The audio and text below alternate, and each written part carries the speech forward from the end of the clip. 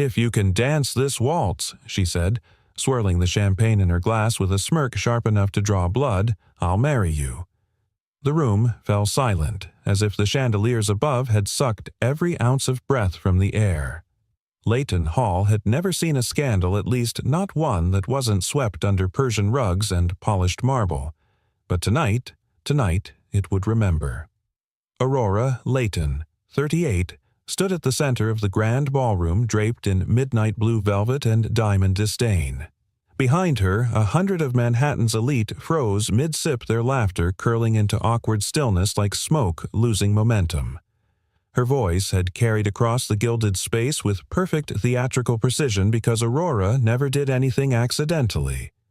In front of her, still crouched near the shattered remains of a priceless centerpiece, was a janitor. One knee on the floor, one hand gently shielding the head of a little girl with tangled curls and flushed cheeks. A girl who couldn't be older than 7. "Daddy?" "I didn't mean to," the child whispered, her eyes wide with panic. "I know," the man said, calm as stone under pressure. "It's okay, Lena." He looked up. That was the moment everything changed. Not because he made a scene. He didn't. Not because he begged for forgiveness or cowered or cursed. No, he just looked up, straight into the eyes of the most powerful woman in the room. And he did it without fear. His face was lean-lined from grief rather than age. A scar ran along the edge of his jaw like a memory he never wanted to forget. His janitor's uniform bore the faint creases of long nights and hard choices. But his posture, it didn't match the suit. It belonged to someone who used to command attention, not mop up after it. "You'll marry me?" he asked, his voice low and deliberate. "For a dance." A few snorts of laughter echoed around the room. Someone clinked a glass in sarcastic applause. Aurora arched one perfect eyebrow, almost amused at his audacity. "I suppose I'll need some form of entertainment to justify this little disaster," she said. "Don't you think, ladies and gentlemen?" Polite chuckles rippled across the ballroom. Gabe Easton slowly rose to his feet, helping his daughter stand behind him. His right hand was bleeding from picking up the shards. He didn't notice. "I accept," he said quietly. "But not for your hand." Aurora blinked. "Excuse me, I'll dance," he continued. "But not because I want to be your husband. I'll dance because you think this is funny." Now the silence was heavier, more uncomfortable. He turned to his daughter and whispered something in her ear. The little girl nodded and walked toward the ballroom's side door, where a security guard stepped aside, seemingly unsure whether to stop her or salute her. "Someone cue the music," Aurora said with a wave of her hand. "Let's get this farce over with." One of her assistants fumbled toward the DJ booth, unsure which playlist to pick for what had now become the city's strangest public humiliation. But before the music began, a voice cut through the tension. Miss Leighton came a gravelly baritone from the edge of the crowd. Marcus, the head of building security, stepped forward. "Might I suggest the house orchestra you spent $50,000 flying them in?" Aurora's lips twitched. "Fine," she said, turning back to the janitor. "A proper waltz it is. You have 3 minutes. Impress me." He didn't reply. He stepped onto the floor alone. The room rearranged itself as if on instinct, giving him space, though no one would admit they were suddenly curious. The musicians adjusted nervously, then began. A slow Viennese waltz, elegant and grand. And Gabe Easton closed his eyes. Not for drama, not for show, but like a man about to speak in a language no one had heard in years. And then he moved. Not with flair, not at first. There were no grand twirls or flashy footwork, just movement, controlled, clean, as if the air around him bent to the rhythm of his spine. Then came a slow turn, a perfectly timed pivot that made several guests unconsciously lean forward. "He's not just one," whispered, then caught herself. Aurora crossed her arms, her smirk fading. Gabe picked up momentum not with speed but with intention. The kind of momentum that's earned, not performed. Every step revealed more than grace. It revealed memory, pain, discipline, loss, pride. The ballroom was no longer watching a janitor. They were watching a man who used to be something else, who still was. His feet glided, spun, stopped. He danced not for applause. He danced to remind the world that a man's worth isn't measured by the floor he cleans, but by the fire he refuses to extinguish. And then, without flourish, without bows, he stopped. 3 minutes. Exactly. The music faded. The room stayed silent. Someone clapped once, twice. Then the entire ballroom erupted. Not a standing ovation, not yet, but applause real enough to make Aurora's chest tighten. She hadn't expected to feel anything. She certainly hadn't expected to feel small. Gabe turned and walked off the dance floor. Not toward her. Toward the door his daughter had disappeared behind. But before he left, he paused. "I don't need your hand," he said loud enough for her to hear. "But you might need to ask yourself what it costs to look down on people who know how to rise." Then he disappeared into the hallway, leaving only a shocked room, a burning silence, and one very shaken queen standing in the ruins of her own arrogance. Aurora Layton didn't respond, because for the first time in a very long time, she didn't know what to say. The morning after the gala, Manhattan shimmered in its usual illusion of control. Coffee cups clinked in boardrooms, luxury sedans slid across Fifth Avenue, and headlines spun stories just sanitized enough to keep the city moving. But behind the frosted glass doors of Layton Capital Aurora's kingdom was no longer silent. Did she actually say she'd marry him? Who was he? Just some janitor? No one dances like that unless they've trained for years. The whispers slithered through the hallways like cigarette smoke in a velvet curtain, thin, persistent, and impossible to scrub out. Aurora stood at the head of the executive conference table, face unreadable fingers wrapped around a porcelain coffee mug that hadn't been sipped. Her PR chief, Francesca, clicked through slides on a digital screen like diffusing a bomb. "This one's from the Daily Whisper," she said without looking up. Caption reads, "Cinderella in reverse CEO proposes to custodian during gala meltdown." The image showed Aurora, mid-toast, Gabe, frozen mid-turn on the dance floor, backlit like a ghost refusing to die. Aurora finally spoke. "It was a joke." "Of course," Francesca replied quickly. "We've drafted a statement clarifying it was a light-hearted comment taken out of context." Number Aurora straightened. "We say nothing." The room tensed. "But let them talk." Her voice was calm, but it cut steel. "The more we explain, the more real it becomes." Francesca nodded, though the corners of her mouth twitched in silent protest. The room emptied within minutes the way it always did when Aurora closed the gate on conversation. But Francesca wasn't the only one uncomfortable with silence, because silence had a way of revealing fractures even Diamond couldn't hide. Aurora turned to the window behind her. From the 52nd floor, the city looked harmless, small, contained. Nothing like the man who had danced across her marble floors and made her look foolish in front of everyone she'd ever tried to impress. Not because he was loud, but because he hadn't been. He hadn't raised his voice. He hadn't grandstanded. He hadn't asked for applause. And still he owned the room. That was the part she couldn't shake. Worse, the part she couldn't explain. Her phone buzzed. A message from the school.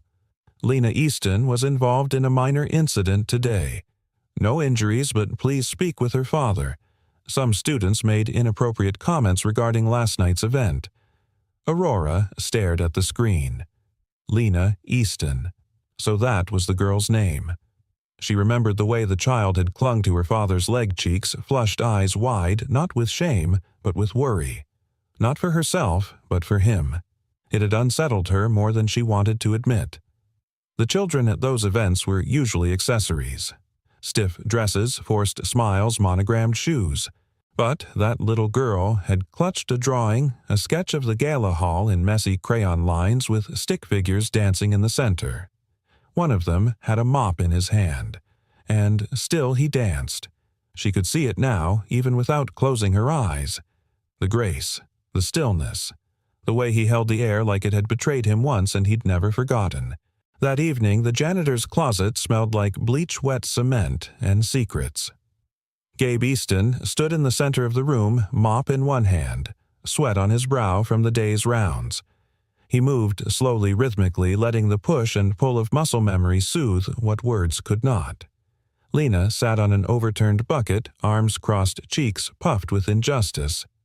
"They called you Cinderella's janitor," she said, scowling. Gabe didn't stop mopping. "That's not even funny," she added. "No, he said it's not." She swung her feet. "Did you mean it? When you said you'd dance for her, I didn't dance for her," Gabe replied. "I danced because she laughed at you." Lena looked up surprised. "At me? She wasn't just mocking me, kiddo. She was mocking the way you looked when you tripped. Like we didn't belong in that room. Like the way you held my hand embarrassed her." Lena was quiet for a moment.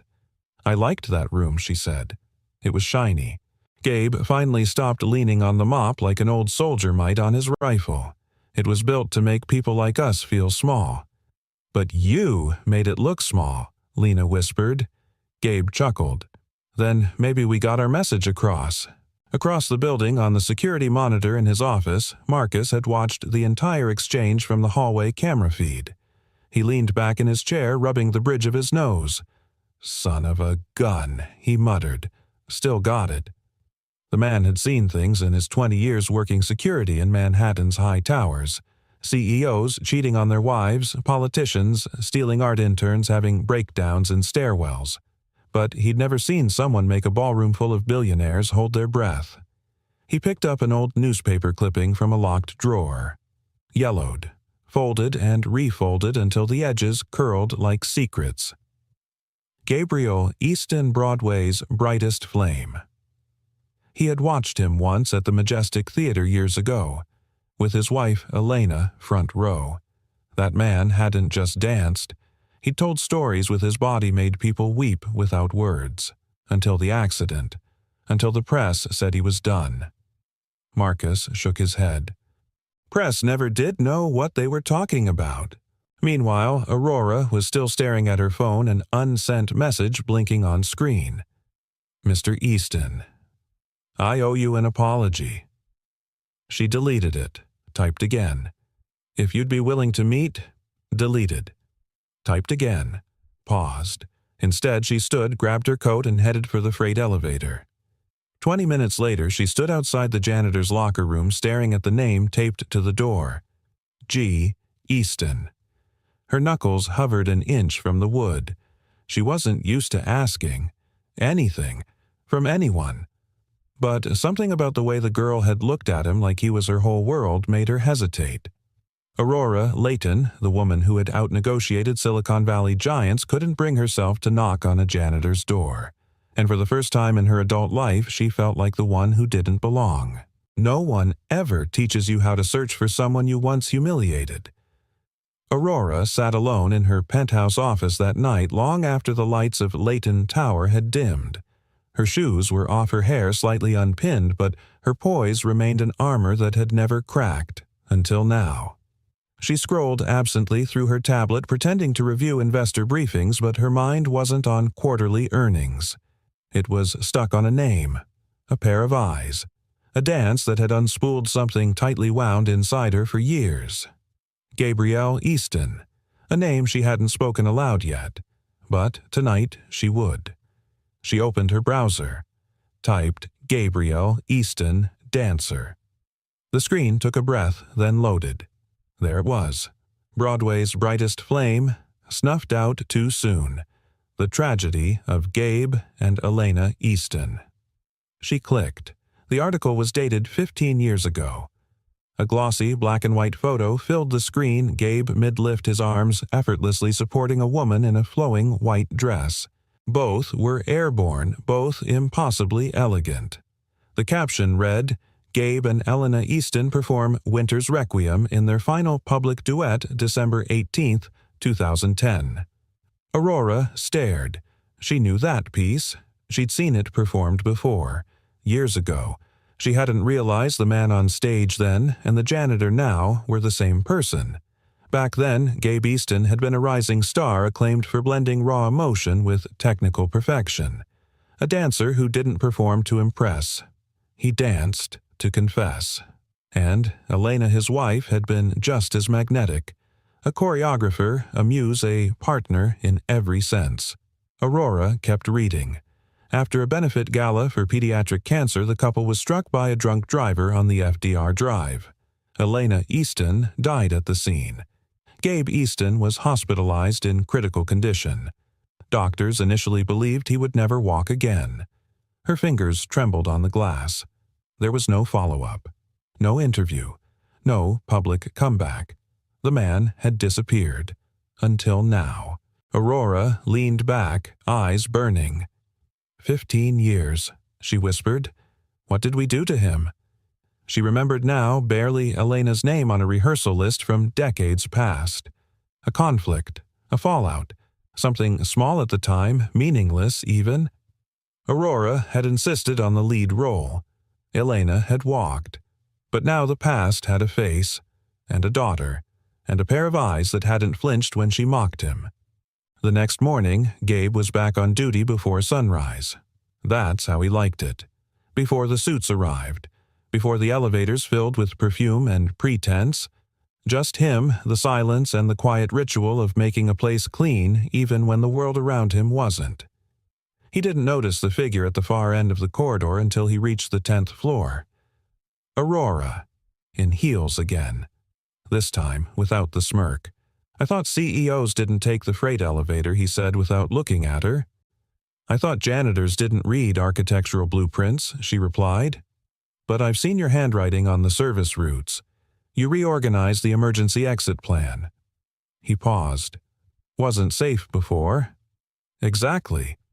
They stood there for a beat, two people who shouldn't have anything to say to each other. And yet, I looked you up, she said finally. I figured. I saw the footage of Winter's Requiem. I remember that night. He didn't respond. I didn't know it was you. You didn't want to know, Gabe said evenly. No one does. It's easier to pretend a mop in someone's hand means they never held anything else. Aurora's throat tightened. He wasn't angry. That would have been easier. But his voice carried something sharper disappointment without expectation, like someone who'd long since stopped waiting for people to change. I came to say... She stopped, caught on the word she hated most. Sorry. She nodded. That dance you did, she said, forcing the words. At the gala, I haven't stopped thinking about it. Most people haven't, he replied, but not for the right reasons. I didn't know how else to diffuse the tension, she said, flinching slightly at how small the excuse sounded aloud. I panicked. I used sarcasm like a weapon. That's kind of my thing. I don't dance to entertain mockery, he said. I know that now. Gabe stared at her. What do you want, Ms. Layton? The formal sting in his voice made her flinch more than she expected. I want to understand, she said, quieter. I want to know how someone comes back from what you did. I watched you fly across a floor meant to trap you. I watched you carry your child out like a king in coveralls. I don't know many people who could do that. He tilted his head. Why does it matter? Because I can't stop seeing it, she admitted. Not just the dance, but the way you looked at me. Like I was the one who needed saving. For a second, the only sound was the distant hum of the building's generator. Then Gabe said, when someone loses everything, they either break or they break open. She swallowed. And you, I broke open. And I rebuilt quietly. Aurora looked down ashamed of the heels the suit the tower built on assumptions. I want to learn, she said finally. Not just how to waltz, but how to stop standing above people who've survived more than I ever will. Gabe gave her a long look. Then for the first time a flicker of something close to amusement touched his lips. You want me to teach you to dance? I want to learn how to stop performing, she replied, and I don't think I can do that alone. For a moment, he said nothing. Then Tuesday. 6 a.m. Service Corridor 3B. Bring flat shoes. She blinked. You're serious? You want real, he said, turning away. It starts where people stop pretending. That night, Aurora skipped the town car and walked home. Past people she never noticed. Past buildings she'd once looked down on. The city looked different now, like a place not just built for winners but for the bruised and brilliant who kept moving anyway. She stopped at a crosswalk. A boy selling roses approached her with a limp and a smile. She bought one, for once not to impress, but because beauty, she realized, didn't need a pedestal. It just needed a chance. The lights in the school gymnasium flickered like they couldn't decide whether to stay awake or give in to the weight of another Tuesday evening. Folding chairs lined the walls. Cheap red and white banners from last semester's science fair still hung crookedly above the snack table. And yet in the center of the worn wooden floor, magic was about to happen. It was Lena's school fundraiser, a modest evening with paper tickets, lukewarm lemonade, and third graders selling handmade bracelets. The flyer said Talent Showcase, but everyone knew it was mostly for the parents. Something soft, something cute. And then Gabe Easton walked in. He wasn't on the program. No one had planned for it. But when Principal Dwyer saw him standing at the side of the stage with Lena, his daughter's hand clasped in his, she simply nodded. Because sometimes the best kind of permission is the kind no one asks for. Lena wore a navy dress with a twirlable skirt, white sneakers, and a crooked little bow she had tied herself. Gabe wore his janitor uniform. No pretense, just presence. The music began an old jazz waltz with a slightly warped vinyl crackle. Lena took a deep breath. Gabe extended his hand, and then they danced. Not like professionals, not even like performers, but like two people who had survived something together, something invisible but binding. Lena giggled when she missed a step. Gabe smiled and slowed the pace to match her. His movements were deliberate, not polished, not perfect, but imbued with a warmth that melted even the most skeptical glances from the bleachers. There was a stillness in the air, like the gym itself had stopped breathing, afraid to disrupt the moment. In the back row, unnoticed by most, Aurora Layton sat alone, arms crossed tightly over her chest. She had almost turned around twice, but something told her she needed to see this not from her office, not through a security camera, but in real life where scuffed gym floors met bare truth. She watched as Gabe spun his daughter, gently catching her with a father's grace that no choreographer could ever teach. And for the first time in years, Aurora felt a lump form in her throat that wasn't from pride or stress or champagne. It was humility, the kind that comes when life reminds you haven't seen everything. Next to her, an older woman whispered to her husband, "Isn't that the janitor from Layton Tower?" "Can't be," he replied. "That man dances like he was born on stage." Aurora leaned forward, elbows on knees, and whispered to herself, "He was." After the applause, and there was plenty, Gabe helped Lena bow, then led her off stage to a crowd of smiling parents and beaming teachers. The noise swelled with compliments and chatter. "Where'd you learn that? You two were amazing. You should be in a show." Gabe smiled graciously, never boastful, always listening, until one voice broke through, soft but familiar. "You lied." Aurora said, her arms now uncrossed. "You said you didn't dance for people." He turned slowly, expression unreadable. "I didn't," he said. "I danced with someone." She blinked. "Touché." Gabe motioned for Lena to run ahead to the juice table, then turned fully toward Aurora. "You came," he said simply. "I did." "Why?" "Because I needed to see if you were real." And he asked. Aurora paused. Then, "You're too real, it turns out. It's inconvenient." He chuckled. "Real tends to be." "I didn't know she could dance like that." She added, eyes on Lena. "She can't," Gabe said. "She just trusts that I'll catch her."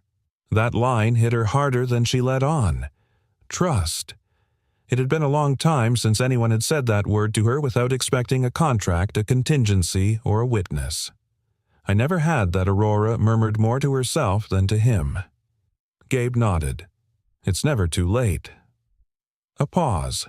Then she reached into her coat pocket and handed him a small envelope. What's this, an invitation, she said, to a small private event. Next weekend. Donor appreciation for our Arts Foundation. I'm not a donor. Your presence will raise more money than 10 check writers combined. I'm not a prop, either.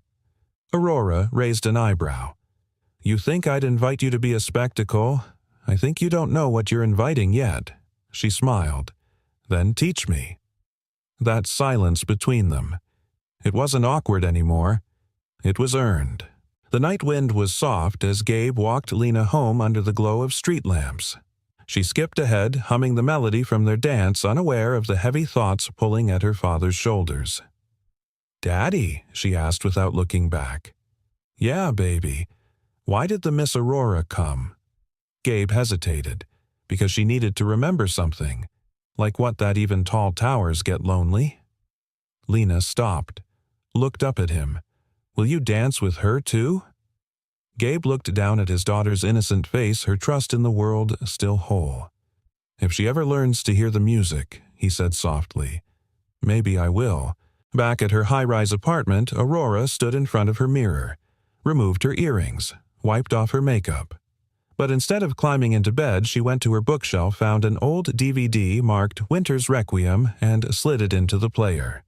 There, in grainy footage, was a younger Gabe Easton, alive, on fire. The way he looked at his wife was the way no man had ever looked at her. Not for power, not for beauty, but for presence. As the final notes played and the screen dimmed, Aurora whispered, "How did I never see this?" And somewhere deep within her, somewhere the suits and shareholders and press releases had never touched. Aurora Layton felt something shift. Not dramatically, not suddenly, but undeniably. A hairline fracture in the armor. And this time she didn't rush to cover it up. The cemetery was quiet, too quiet for Manhattan. No taxis honking, no phones ringing. Just the sound of wind rustling through sycamore trees as if even the city knew to lower its voice here. Aurora stood still. She hadn't told anyone she was coming. No chauffeur, no assistant, no itinerary. Just a handwritten note copied from an old article, Elena Easton, 1981-2010, beloved wife, dancer, mother. The headstone was modest. No grand etching, no marble angels, just a clean, graceful slab tucked near the edge of the property. It faced east toward the sun, toward light. She didn't know what she'd expected. Flowers, candles. A crowd, but there was only one thing at the base of the stone. A single folded piece of paper, unsealed, weather-stained, left recently. Aurora hesitated, then picked it up. The writing was unmistakably Gabe's, compact, steady, etched with intention. She unfolded it slowly, and though she knew it wasn't hers to read, something inside whispered, "This letter wasn't meant to stay hidden. Elena, I promised I'd take care of her. I failed once. I won't again. Sometimes I still hear your voice when Lena laughs. You were the rhythm behind every step I ever took, and without you I lost the beat. But I'm trying. God knows I'm trying. She's got your stubbornness, your fire, and your hands. She draws like you used to on the apartment walls. I wish you'd seen her last night. I danced with her, on stage, just us, and it didn't hurt, not like before. Someone's watching me again, Elena. Someone I never thought would look twice, and for the first time in years I'm not afraid of being seen. I don't know where this leads, but I want you to know I'm still here, still trying to be the man you believed in." G. Aurora folded the letter carefully, hands trembling. There it was, raw, unfiltered, wholly in its vulnerability, and she was standing in it like a trespasser. That night she didn't sleep. She sat on her balcony wrapped in a wool blanket, the city shimmering beneath her like a sea of false stars. In her hand, a cup of untouched tea. In her heart, something unnameable. Gabe Easton had loved. Fiercely, quietly, endlessly. And now, he was starting to live again. Not to forget. Not to replace. but to remember differently. She thought about Lena's eyes, about how they brightened around her father like he was both anchor and wings. She thought about the way Gabe had offered her his silence not as punishment, but as protection. He could have destroyed her reputation. He didn't. She rose from her chair and walked to the bookshelf. Her hand moved over dusty spines until it landed on one, The Art of Choreography. Elena Easton had been credited in the back. A minor mention, a footnote. But Aurora remembered now. How Elena had once auditioned for a Layton Foundation grant. How she'd been passed over because Aurora, freshly promoted, eager to impress, had sided with a bigger name. She remembered Elena's poised goodbye. No protest, no tears, just a quiet walk away. And that chair at the gala, the one reserved for a special guest that night, it had sat empty. Unintentionally, but symbolically. The next morning, Gabe found a package on the maintenance bench where he clocked in. No note, just his name written in black ink on a cream envelope. Inside was a pair of leather dance shoes, size 12. Hand-stitched, clean. He stared at them for a long time, then reached into the box again. Tucked beneath the tissue paper folded in half was a postcard. The front showed a painting Degas' The Dance Class. On the back, 5 words. The world forgot. I didn't. He exhaled low and slow. That evening, Gabe didn't mop the lobby. He didn't check the boiler room or change the elevator lights. Instead, he walked to the roof of Layton Tower and waited. Aurora arrived 5 minutes later. No suit, no heels, no entourage, just a quiet resolve. Why her grave? He asked softly. I needed to meet the part of you I couldn't touch. She was everything Gabe said. Still is. I know, Aurora replied. That's why I didn't say I was sorry for what I saw. I'm sorry for what I missed. He nodded, as if to acknowledge her choice to stand in discomfort rather than escape it. I never meant for this to be personal, she added. That's the problem, Gabe said. Nothing is ever personal until it happens to you.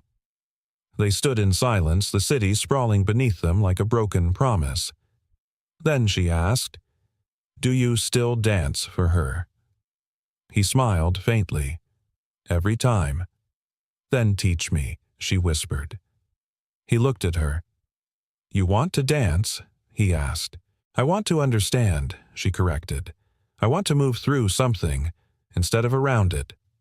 He studied her, then extended a hand. Not tonight, she said, half laughing. I'm wearing the wrong shoes. He dropped his hand, but not his gaze.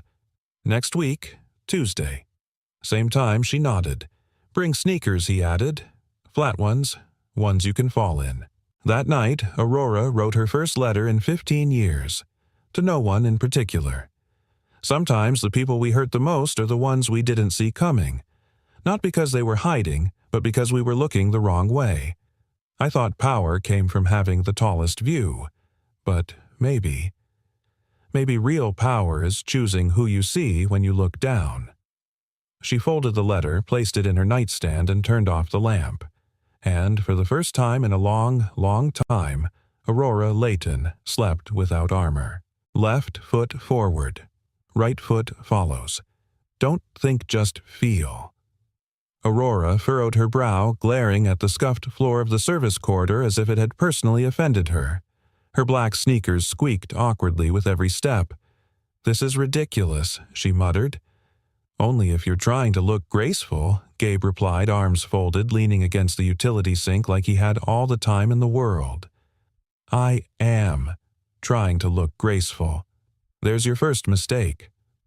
Aurora stopped mid-step and turned to him, panting lightly.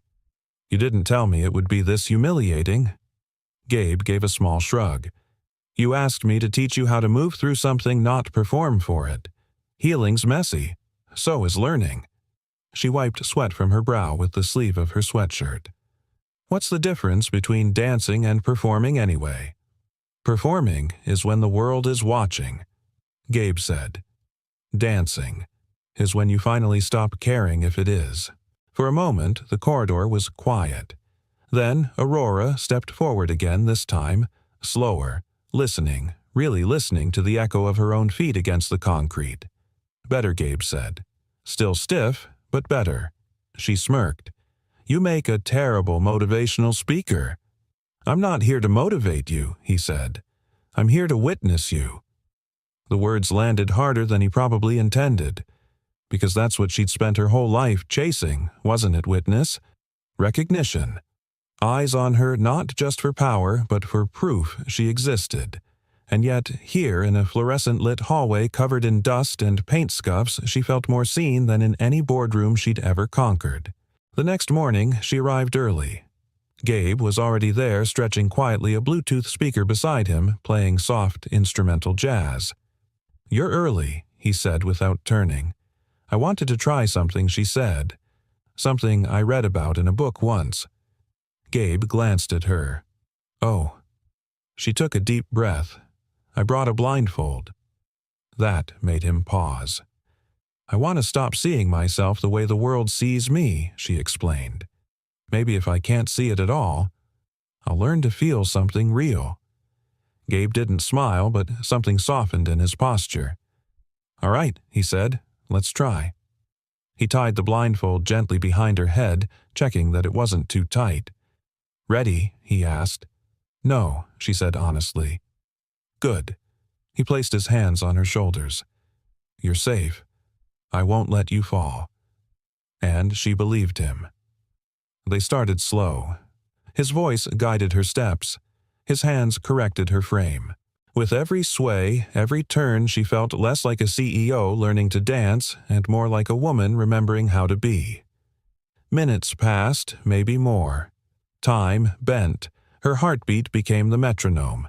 Her breath became the melody. And then something happened. She stopped thinking, stopped trying, and started dancing. When Gabe finally stopped the music and removed the blindfold, her face was flushed, her eyes blinking in disbelief. "I didn't trip." "No," he said. "You flew." That afternoon, Gabe sat alone in the break room. Marcus entered carrying 2 paper cups of burnt coffee. "You've got that face again," Marcus said, setting one down in front of him. "What face?" "The one that says, 'I'm starting to feel things I shouldn't.'" Gabe gave him a look. "We're dancing, Marcus." "That's all." Marcus chuckled. "You've danced with hundreds of women, but I've never seen you stretch before class." Gabe sighed. "It's not like that. She makes you uncomfortable. She makes me aware of things I buried." Marcus leaned back. "Maybe that's not a bad thing." Gabe stared at his cup. "I promised Elena I'd always carry our past with honor. I don't know what it means if I start walking toward a future that doesn't include her." Marcus nodded, slow and thoughtful. "She loved you. That kind of love doesn't lock you in. It frees you to live." Gabe didn't answer, but he didn't argue either. 2 nights later, Aurora couldn't sleep. Again. This time it wasn't guilt or ambition. It was the memory of Gabe's hands at her back. The way he didn't lead her to impress, but to steady. The way he made silence feel safe. She stepped onto her balcony, phone in hand, hesitating. Then she called him. He answered on the second ring. "You okay?" he asked, voice low. "I don't know," she whispered. I needed to hear your voice." Another silence. "You want to come back to the corridor?" he asked. "No," she said. "Not tonight. Just tell me something real." He paused. "When Elena died, Gabe said I stopped listening to music for over a year. Even the sound of a violin made me sick." Aurora said nothing, until one night Lena, barely 3, hummed something while playing with a doll. A tune Elena used to hum. And I broke. I wept on the floor for 20 minutes, not because I missed Elena, but because I finally knew I was still capable of missing her. I wasn't numb anymore. And somehow that was the first step back. Aurora pressed a hand over her mouth, eyes misting. "Thank you," she whispered. "You asked for something real," he said softly. "You deserved it." Days passed. They danced again and again, sometimes in silence, sometimes to music, sometimes in moments where no words could fill the distance between who they were and who they were becoming. One morning, Gabe handed her a small envelope. "What's this?" she asked. "A music file," he said. "Custom piece. Slow waltz. Something I used to choreograph with Elena." Aurora looked at him, touched. "You're giving it to me." "I'm sharing it," he corrected, "with someone learning how to stand still without standing above." She looked at him a long time. "That's the first time you've said something kind to me that felt personal." Gabe half smiled. "That's because this time, it is." Aurora Layton had faced boardroom wars, courtroom threats, market crashes, and scandalous headlines. She had stood toe-to-toe with billionaires twice her age and never blinked. But this was different. She was standing outside the Layton Capitol boardroom, clutching a stack of reports she hadn't even read, heart thudding in her chest like it was trying to escape. Not from fear, from shame. Because the walls inside that room weren't just polished walnut and frosted glass. They were mirrors reflecting every decision she'd ever made to stay untouchable. But now she wasn't sure she wanted to be untouchable anymore. Miss Layton, her assistant, whispered, peeking out the door. "They're waiting." Aurora straightened her shoulders, walked in and took her seat at the head of the table, the throne she'd carved from years of brilliance and brutality. The meeting began like every other. Quarterly numbers, regional reports, PR bullet points. But it didn't take long before the temperature shifted. About the gala said Raymond Price, CFO and silver-haired gatekeeper of corporate decorum, and the janitor situation. Aurora didn't flinch. "You mean Gabe Easton?" Raymond cleared his throat. "There's been concern. From whom? Our long-term investors. And some press outlets. The video's still circulating and the story isn't fading, especially with the upcoming donor summit." Aurora leaned back calm but coiled. "And what is the concern exactly?" "That associating romantically with an employee, particularly one in custodial services, raises questions about judgment, about priorities, about boundaries." Another executive jumped in less delicately. "Look, Aurora, it was fine when it was a one-night novelty. People love a good underdog moment. But this is starting to look messy." Aurora let the silence bloom. Then she spoke.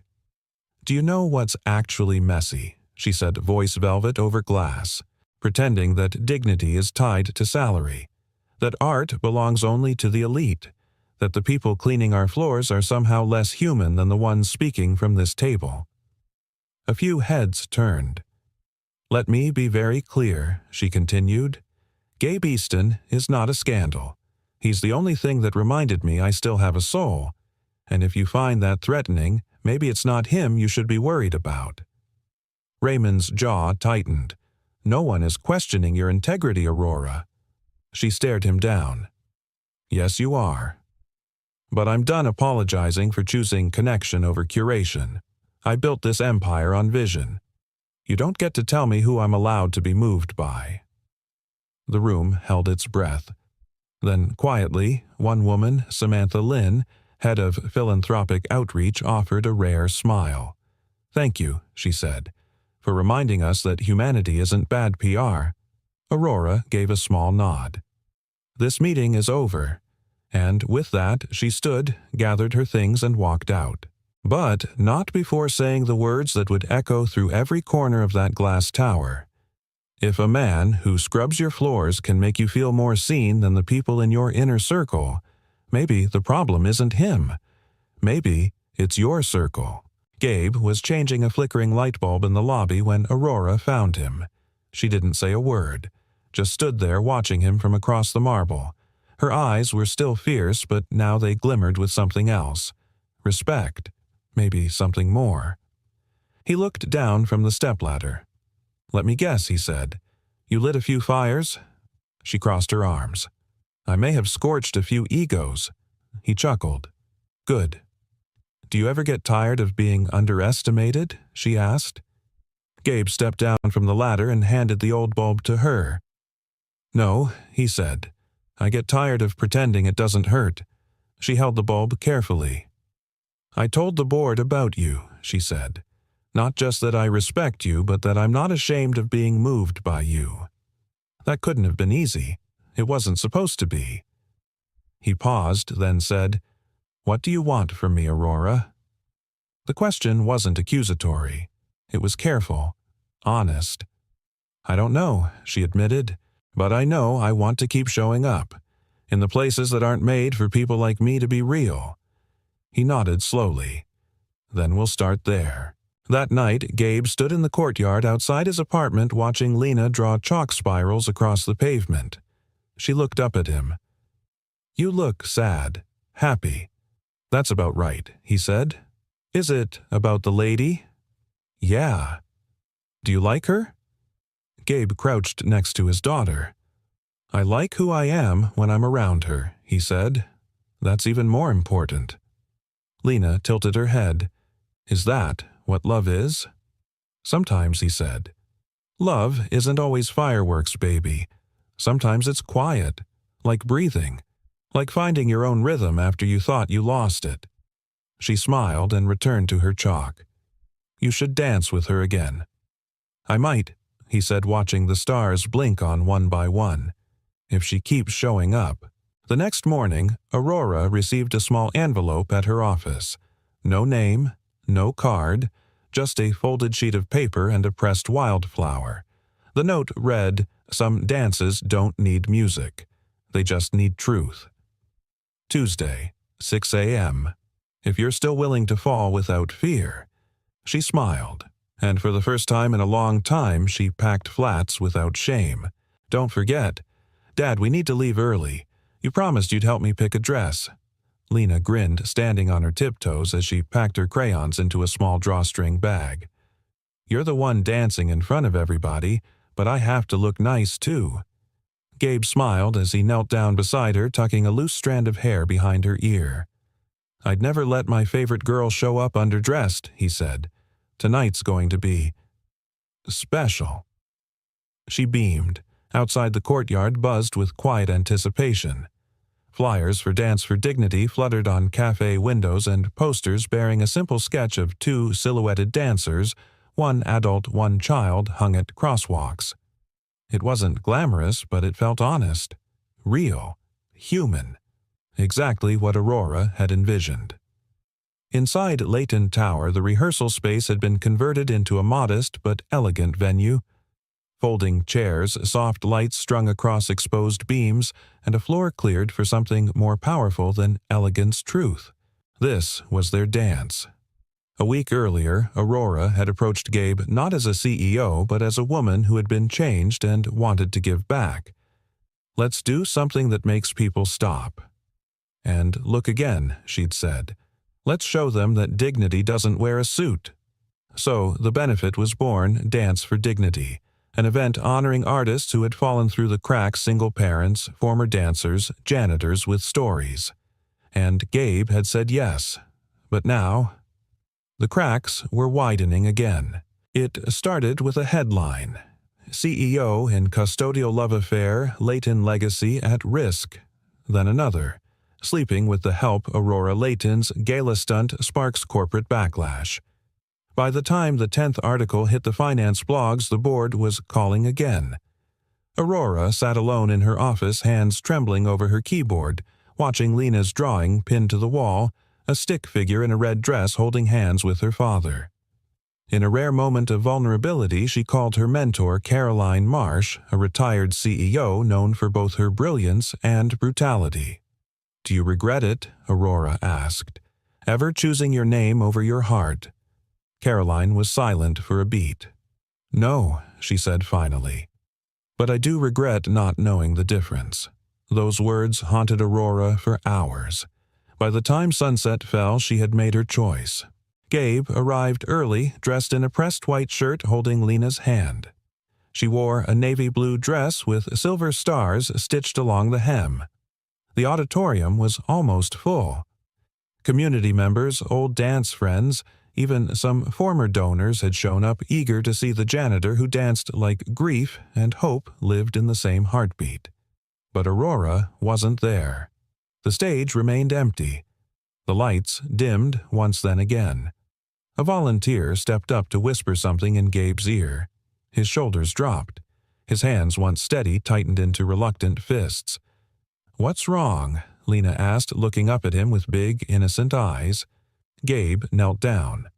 "Looks like Ms. Aurora had something come up," he said gently. "She had to cancel the show."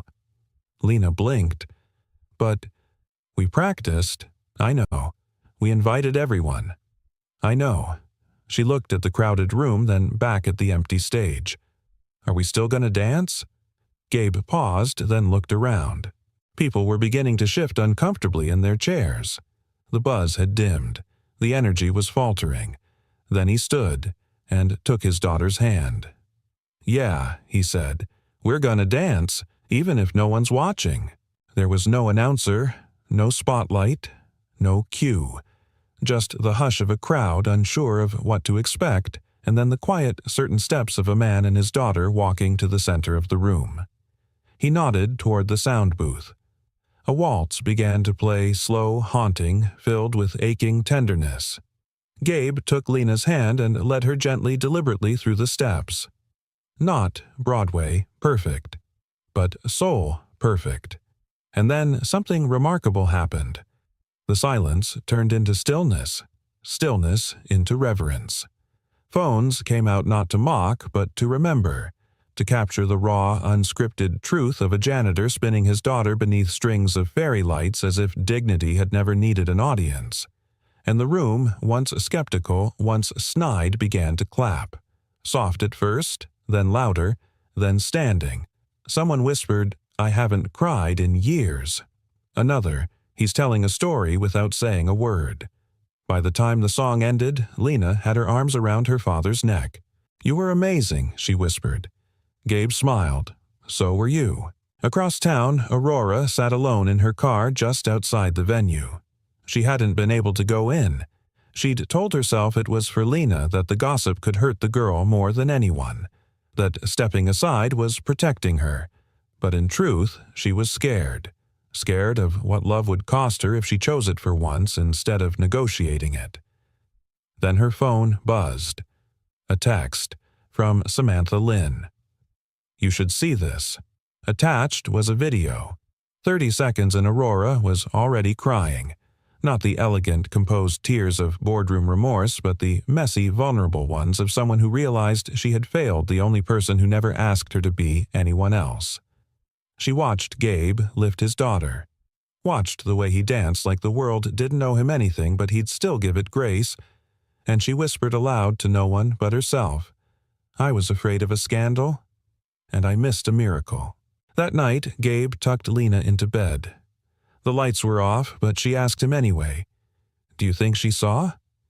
"I hope so," he said. And then, quietly, almost too soft to hear, he added, "I hope she forgives herself." Aurora didn't sleep that night. She watched the video on loop, Gabe twirling Lena gently beneath strands of twinkling lights surrounded by strangers who didn't see a janitor or a scandal. Just a father, a man, a soul speaking without a single word. At 2:14 a.m., she paused it mid-spin and whispered into the silence of her apartment. "He danced, even when I didn't believe in him." Then she buried her face in her hands and cried not the composed tears of guilt or damage control, but the guttural kind you only shed when you've finally seen yourself for who you've become. And no, it's not enough. By morning, she stood outside the maintenance entrance of Layton Tower with coffee in one hand and a paper envelope in the other. The door opened before she knocked. It was Marcus, the night guard. His gaze was calm, but not kind. "He's not in," Marcus said simply. "I know," Aurora replied, "but when he gets back—" "Can you give him this?" Marcus took the envelope without reading it. Before closing the door, he paused, locking eyes with her for a long moment. "You broke something last night, Miss Layton," he said quietly, "but maybe not beyond repair." Gabe found the envelope on the break room table during his lunch break. Inside was a note. No letterhead. Just her handwriting slanted vulnerable, not at all like the woman who once sneered over crystal glasses at a gala. I was afraid of what people would say, but I'm more afraid now of what you'll never say again because I stopped listening. If you'll let me, I'd like to hear your story. Anywhere. Even if it's on a rooftop at 2 a.m., no signature, just an address. The rooftop was windy, the city buzzing below like a distant memory. Aurora was already there, wrapped in a long coat, her hair pulled back like she'd tried to look composed, but her eyes betrayed something softer. Gabe stepped out of the stairwell holding a thermos of tea and 2 paper cups. "You left out the time," he said, offering her a cup. She blinked, surprised. "I wasn't sure you'd come." "I wasn't sure either," Gabe replied, "but then Lena told me something this morning." "What did she say?" "She said, 'I think Miss Aurora is like one of those flowers that only blooms when no one's watching.'" Aurora exhaled sharply, caught between a laugh and a sob. "She's smarter than most boardrooms I've chaired," she said. They stood in silence for a beat, the skyline glittering behind them. Then Gabe asked quietly, "Why'd you really cancel the performance?" Aurora looked down at the rooftop ledge, tracing its edge with her glove. "Because I've spent my whole life choosing legacy over honesty. And for a second, I thought I could have both. But when the headlines came, I panicked." Gabe nodded slowly. "I wasn't afraid for myself," she continued. "I was afraid they'd hurt you. Or Lena. That I'd bring you into a world where people judge before they know your name." "You mean, your world?" She flinched. "Yes," she admitted. Gabe looked out at the horizon. "I've cleaned floors where people wouldn't even meet my eye," he said. "But that stage, dancing with my daughter, that was the cleanest moment I've had in years." Aurora's voice cracked. "And I made it dirty." "No," he said, turning to her. "You just made it real." She met his gaze finally fully and asked the question she'd been afraid to voice. "Do you still believe I meant it? When I said I'd marry you if you danced that waltz?" He didn't smile, but his voice softened. "I believe you didn't, but I believe you could." That stopped her. Not an accusation, not forgiveness, just truth. And in that space between regret and possibility, something else stirred. Aurora stepped closer. "Gabe," she said, her voice nearly a whisper. "I spent years building towers, real ones, financial ones, emotional ones, but none of them made me feel safe." He took a breath. "Then maybe it's time to stop building," he said, "and start dancing." She smiled. Not the cold boardroom curve of her lips, but the kind that made her eyes shimmer. "Only if you lead." Gabe extended his hand, no music playing. She took it anyway. And on that rooftop, beneath the hum of city lights and the quiet dignity of 2 people who had nothing left to prove they danced. No steps choreographed, no audience applauding, just movement, truth, and the kind of forgiveness that doesn't need words to be heard. The next morning, Aurora stood in front of her boardroom. Suits lined the table. Her legal team had prepared a script. PR reps had scheduled interviews. She tore the script in half. "I'm not here to defend my reputation," she said. "I'm here to redefine it." She paused. "There will be no retraction. No apology for honoring a man of integrity. No cancellation of the Easton Scholarship Fund. And if that means you want my resignation—" She looked around. "Then you'll have to dance your way to my chair." Silence. Then, shockingly, one of the directors clapped, then another, until the room broke into quiet, reluctant respect. Because sometimes the hardest thing to lead is with your heart. That night, Aurora sat on Gabe's porch, her heels off a blanket wrapped around her knees. Lena opened the door, holding 2 mugs of cocoa. "One for Dad," she said, "and one for the lady who finally gets it." Aurora smiled, tears prickling behind her eyes. "And Gabe," he just leaned against the doorframe and said, I didn't expect you to change. I just hoped you'd remember you could. The auditorium wasn't grand. No velvet curtains, no chandeliered ceilings, just scuffed wooden floors, mismatched folding chairs, and sunlight slanting in through high, dusty windows. But to Gabe Easton, it was sacred ground. The smell of sweat and linoleum reminded him of his first dance studio, where he once pirouetted with hunger in his belly and fire in his heart, where he learned rhythm before he learned rent. Now he stood at the front of this community center wearing a soft cotton tee, a fresh pair of dance shoes, and a smile that didn't need polishing. 10 kids lined up before him, some shy, some wild-eyed, all of them quiet as he spoke. Today, Gabe said, "We're not here to be perfect. We're here to be present." A few blinked. Lena, sitting crisscross on the floor in front, beamed. She knew that line. He'd whispered it to her once just before dancing for no one in a darkened plaza. In the back row, Aurora watched with folded arms and misty eyes. She didn't speak. Didn't need to. She was simply there, no longer the woman watching from a balcony, but someone who'd climbed down and learned to move in the dust. The music began soft waltzing, nothing fancy. And Gabe taught. Not steps, not choreography, but courage. When your foot slips, he said, let it. That's life reminding you you're still in motion. Later that evening, Aurora found him alone sweeping the floor with a wide push broom after the kids had gone. She smiled. "You're still the janitor, I see." He shrugged. "Old habits." She walked to the window watching the golden light fade into evening. "I filed the paperwork today," she said. "For what Leighton Capital? I've appointed Connor as interim CEO." Gabe paused. "You're stepping down." "I'm stepping into something else," she replied. "The Easton Foundation. Scholarships. Access to art, to movement. For kids like the ones you taught today. For single parents. For kids who only hear no until someone gives them a rhythm to believe in." He set the broom aside. "That's a big leap." Aurora turned to him, her voice softer now. "You taught me how." That night, as they walked home together, Lena between them swinging their hands like pendulums, Aurora asked the question she'd been holding close. "Do you believe people really change?" Gabe looked at her. "No," he said. "I believe they remember who they were before the world told them who to be." She stopped walking.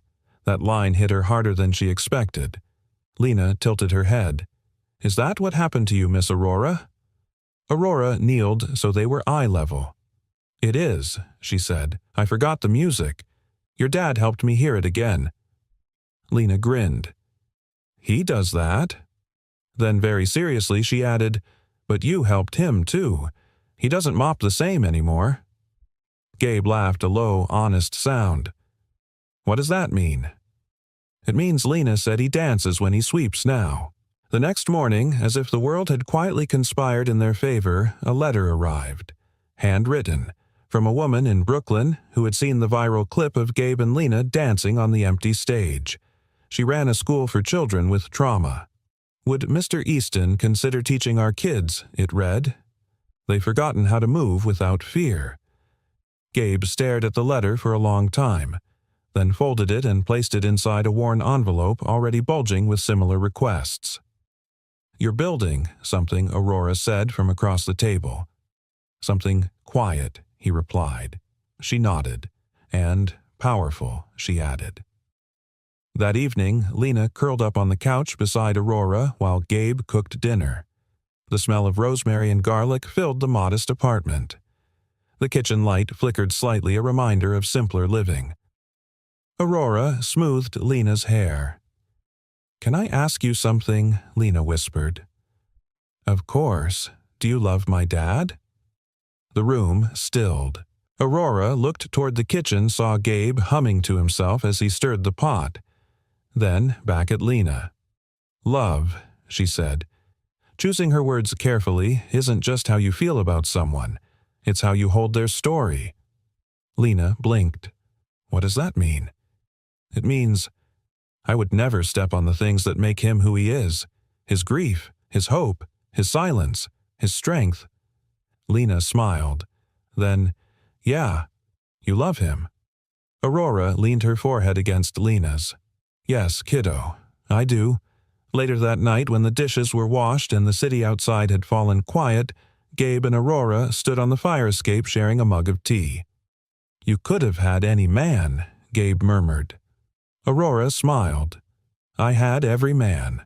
Lawyers, venture capitalists, men who knew how to network but not how to listen." She turned toward him. "You're the first man who ever let me fall, and never looked down on me for it." He looked at her with something fierce and gentle all at once. "Love," he said, echoing her words from earlier, "is how you hold someone's story." They didn't kiss. Not yet. They didn't need to. Because in that moment, standing side by side watching the skyline that once divided them, they already were dancing.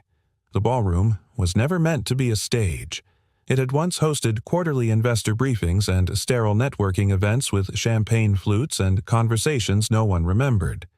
But tonight it held something infinitely rarer, an invitation to stay. Candles flickered across the floor. A makeshift sound system hummed low. And near the grand piano refurbished from the janitor's storage budget stood Gabe Easton in a crisp white shirt and dark slacks, no tie, collar-open hands dusted with chalk from guiding Lena through ballet earlier that afternoon. He stood quietly watching the double doors. Across the city, Aurora Layton was running late. Because for once she was afraid. Not of failure, not of headlines, of being truly seen. She stood in front of the mirror of her now modest apartment, hands trembling as she pinned back her hair. The navy blue dress, simple, unbranded, hugged her in all the right places and none of the wrong ones. And for the first time in years, she didn't look like a CEO. She looked like a woman in love. When she entered the ballroom, she didn't scan for cameras. She looked for him. And Gabe, quiet, steady, Gabe stepped forward not with flowers, not with fanfare, but with outstretched hands, like a waltz waiting for a partner. Aurora laughed nervously. "I'm not wearing heels. I didn't want to fall." "You can fall," he said gently. "I'll be right here." Her breath caught. Then she placed her hand in his, and together they moved. No music at first, just footsteps, breath memory. Then, from the side, Lena tiptoed to the piano, climbed onto the bench, and began playing the soft waltz Gabe had taught her by ear, the same one he once danced alone in the plaza when no one was watching. Now, they all were. Not investors, not critics, but people. Kids from the center janitorial staff from the building, Connor from Layton Capital with sleeves rolled and tie undone. Even Marcy, the hard-nosed executive assistant who once booked meetings down to the second, wiped her eyes without shame. Because what they were witnessing wasn't romance. It was reverence. A man and a woman broken in all the right places, choosing to build something soft in a world that praised steel. As the final chord lingered, Gabe leaned in and whispered, "You still want to marry the man who mops hallways and dances in lobbies?" Aurora rested her forehead against his. "I'd marry the man who taught me to live in them." The wedding wasn't lavish. They didn't want lavish. They wanted honest. It took place 6 weeks later in the garden outside the community center beneath a tree that Lena had tied white ribbons around herself. There was no designer gown, no luxury photographer. But the vows. Oh, the vows. Gabe's voice cracked when he said, "I used to believe love was about finding someone who fit your silence. But you gave it music." Aurora's hand trembled in his when she replied, "You reminded me that power isn't in the room you command, but in the person you choose to kneel beside." They kissed not to seal a promise, but to honor the journey. And Lena. She stood in front of them both, a small satin dress and a flower crown holding their rings. When the crowd laughed, she smiled big and declared, "I'm not the flower girl. I'm the middle." Everyone understood what she meant. In the months that followed, the Easton Foundation opened its first official studio, a converted warehouse with open floors mirrors salvaged from closed gyms, and a quote painted above the entrance in bold lettering. "If you still want to dance with me, I'll meet you at the edge of who you used to be." Kids came. Parents watched. Healing happened. Not in leaps, but in small, steady steps. And sometimes late at night when the city was quiet and the floor had just been swept, Gabe and Aurora would dance alone. No audience, no performance. Just the rhythm of real life. The kind that never ends in applause, but in peace. One evening, as the sun set behind the skyline, Aurora sat beside Gabe on a bench just outside the studio, her hand resting over his.